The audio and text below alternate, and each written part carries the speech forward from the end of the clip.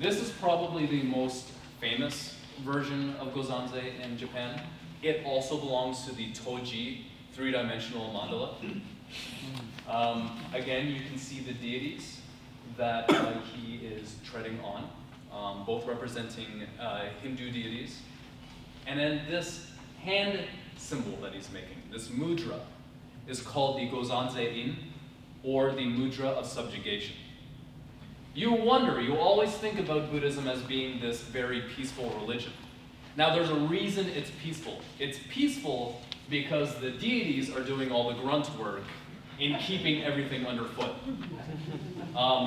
Essentially, Gozanze is treading underfoot and subjugating all other religions, saying all those religions, all those deities, all those figures that you deem so powerful, they are actually under our control. We harness them and we're using them to our ends. This is actually the sculpture that is in Lakma's collection. You might recognize it if you walk into the upper galleries of the Pavilion of Japanese Art. It's to the left side, just past the Jizo Bosatsu sculpture. This is what this sculpture would most likely have looked like if it was complete, if it was full. You can see the remnants of the arms there. These, unfortunately, you don't see the remnants of the arm anymore. And then the two legs, the two forearms would have come up in front, forming the Mudra of Subjugation. Yes? What is that configuration actually? That mudra you're talking about, how is he holding his hands? So how's he holding his hands? Let's see if there's another clear. So unfortunately, I haven't practiced it myself. But essentially what he's doing is he's crossing his hands in front of each other, crossing one hand in front of the other. The wrists are touching. And then it looks like he's gripping his thumb in one hand, and he's doing a different form with the other.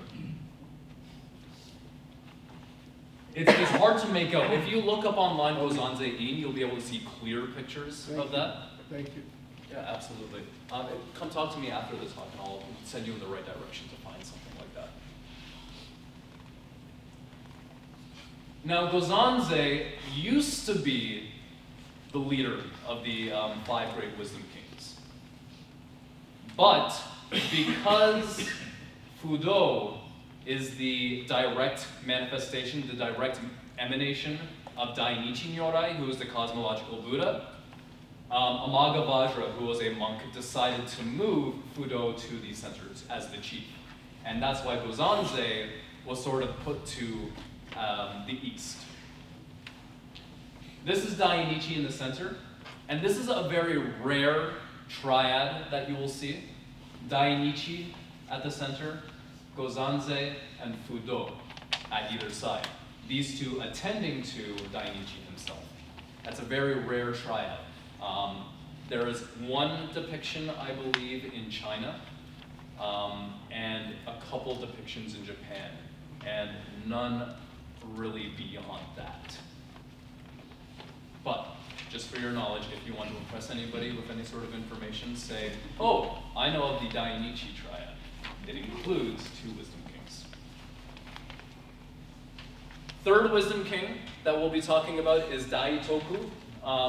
He is the only wisdom king that is also an enlightened Buddha himself.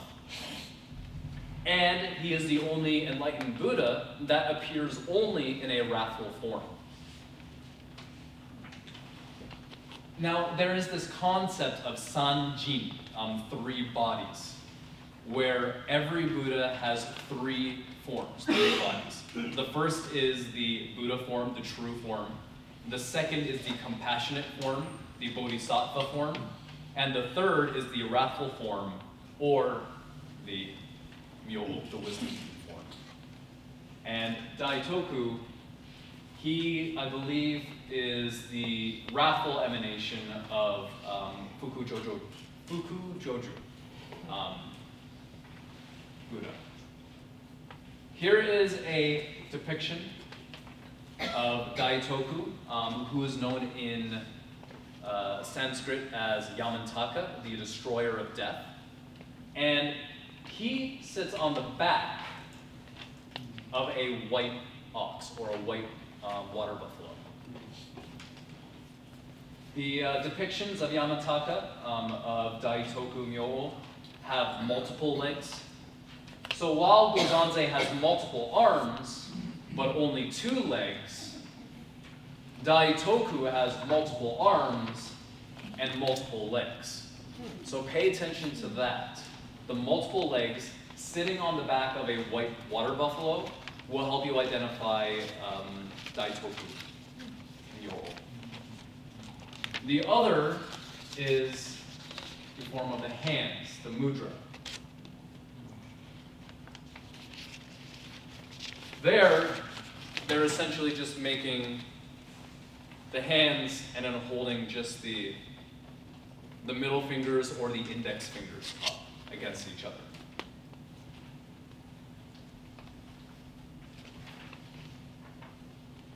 But unfortunately, Daitoku does not always stand or sit on the back of a white water buffalo. Sometimes, as with a lot of art, you will see depictions of Daitoku not on the back. Here, instead, he is almost like surfing on the back of what looks like a kitty. And one of the only reasons that you can identify it as a Daitoku is also these multiple legs you see here. You can see 6 legs, 3 legs identified by the leg bands there. Yes?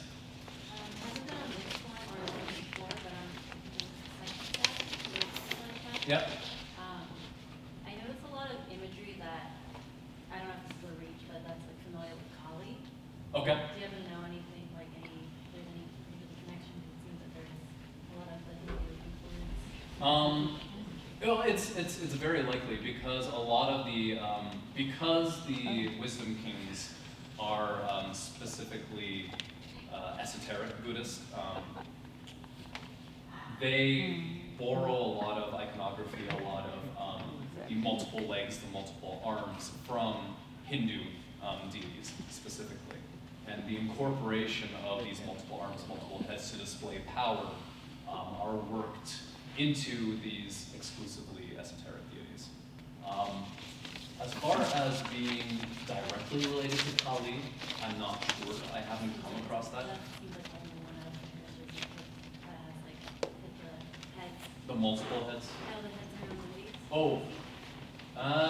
Okay. That's the only one that I don't know if it's Well, Kali does have affiliations with death as well. Yeah, I know. So I don't think it would be a stretch at all. I haven't been able to find anything in my research connecting the two, but it would be definitely interesting to do deeper reading on that. So I might have to research that. Yes? I'm curious to see what the connection is between this and Western esoteric studies and practices. Esoteric studies and practices of Eastern religions? Well, right, because it does originate from Eastern studies, such as Kabbalah or, well, that's something separate, but Freemasonry and everything like that is very much so derivative of at least Asian itself, esoterics. What's the connection that you found in your studies with the basic demonology of westernized esoterics and with these type of deities? Because I've never seen this contrasting side of Buddhism, and that's something it's very incredible. I would say that a lot of those, like you were mentioning Kabbalah and things like that, they borrow a lot of imagery from Eastern religions. I think Kabbalah is different entirely, but I think a lot of Solomonic practices and so forth, and demonology, and then also opposing that angelic type of things with John Dee and his research with that regard. I'm very curious to see what the association is with this that you've studied. Because there's got to be something very pivotal to it. Yeah, because there was a lot of information sort of disseminated across the Silk Road, it wouldn't surprise me that this imagery really started coming into at least Eastern Europe fairly early on. and became incorporated into stuff Right. like that. Yeah. Actually, yeah, there is a connection with the furba, which is another ritual implement that is very much used like a Western culture would use a wand. And the opening and closing of the Fudo-Myo ritual is very similar to Western esoteric, where you consecrate the space, you Right. purify yourself. You know, there are corollaries, yes. So along the time of, I guess, with okay, Solomonic works and so forth, what would you relate this to that in time period?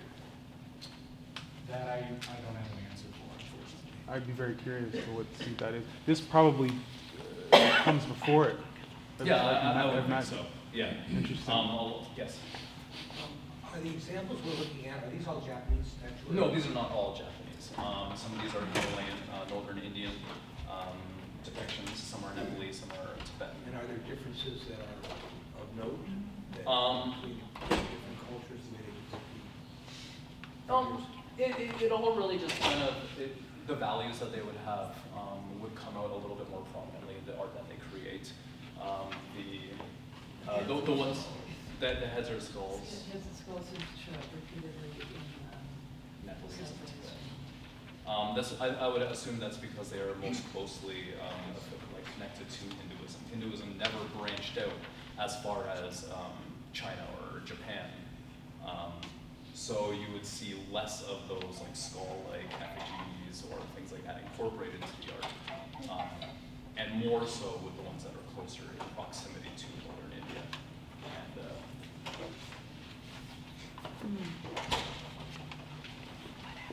Now, two other wisdom kings that make up the 5 great wisdom kings, the Godai Myo-o, are Kongo-Yasha, who is the wisdom king of the north, and Gundari Myo-o, who is the wisdom king of the south.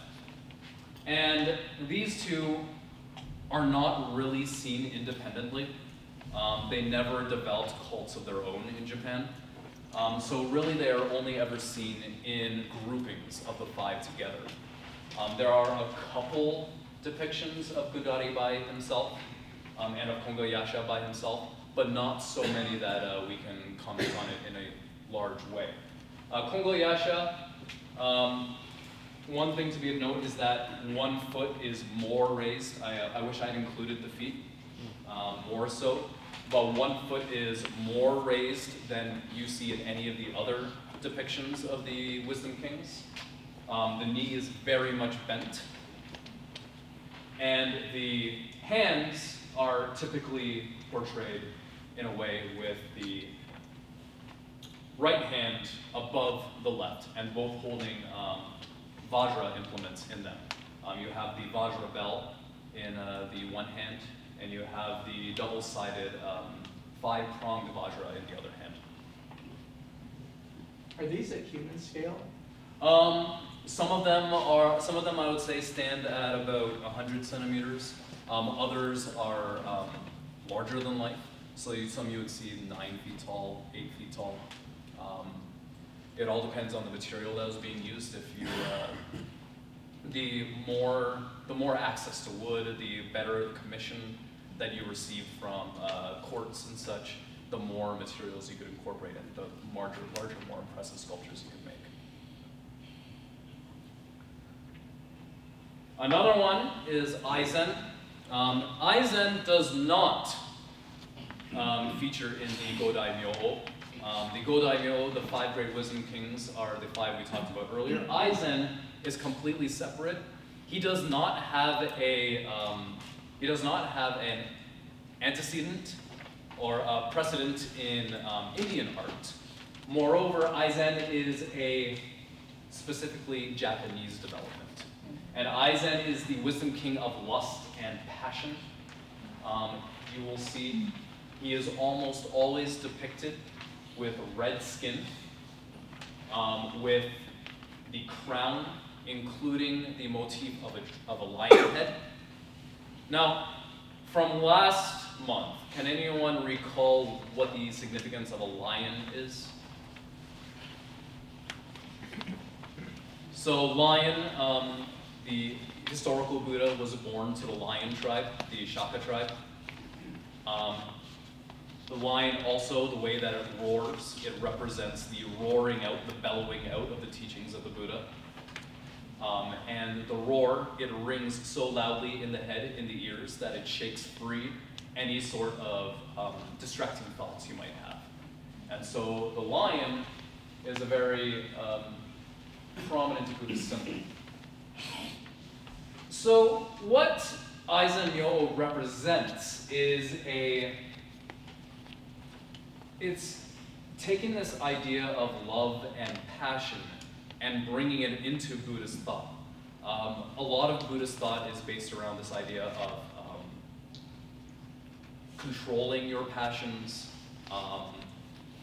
putting aside your desires, and kind of controlling the desires you might have.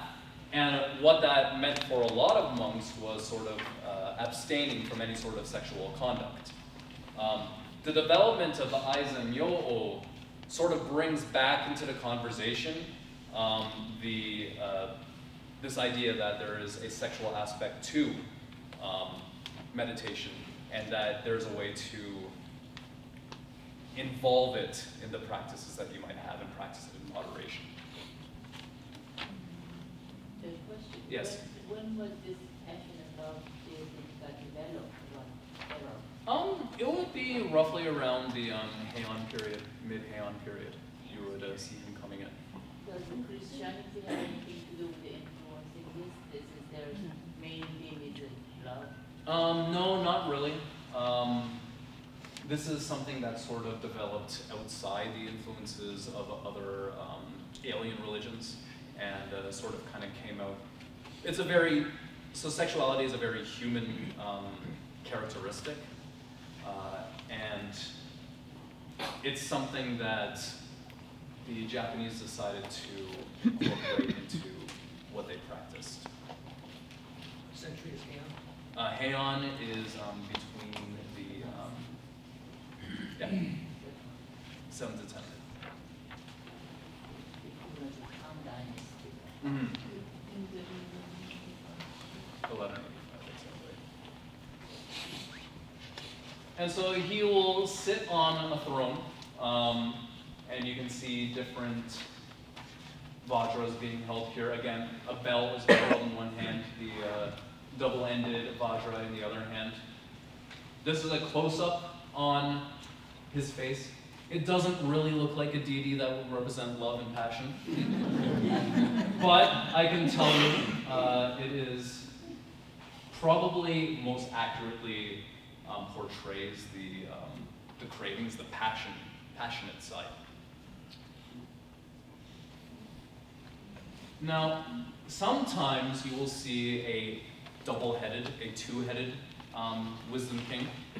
One head being that of Aizen Myo-o, and the other being the head of Fudo Myo-o. And this is just to show two sides of the same aspect. There is a composite deity that involves both love and passion, and sort of immovability and irresistibility. So finally, the last wisdom king we'll talk about is also considered a bodhisattva. We talked about Bato Myo-o last month. So Bato Myo-o basically translates to horse-headed kanon, or horse-headed wisdom king. And they have the basis in Hayagriva. And Hayagriva is this really aggressive-looking, also almost monstrosity of a deity. And Hayagriva was the protector of horses and cattle. Farmers would pray to Hayagriva, asking for a blessing on the rutting season, the season when mating would happen so that healthy animals would be born.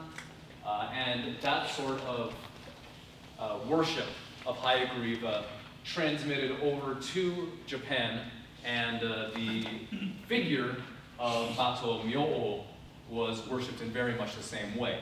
Bato Myo-o would actually, as a simultaneous deity with kanon descend into the animal hell that we talked about last time, and liberate the animals, help them achieve the karmic progression they need to get out of that realm and into a higher realm of existence.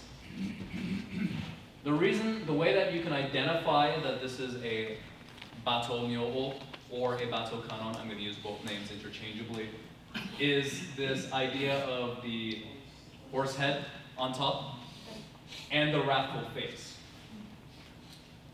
Also, this hand symbol, this hand mudra. That is known as the Batoin, the mudra of the horse. And as they form that, you could tell. Yeah, it's something like putting the hands like this. You have the middle two fingers on your hand kind of crossed over each other, and then the pinkies and the index fingers pressed together.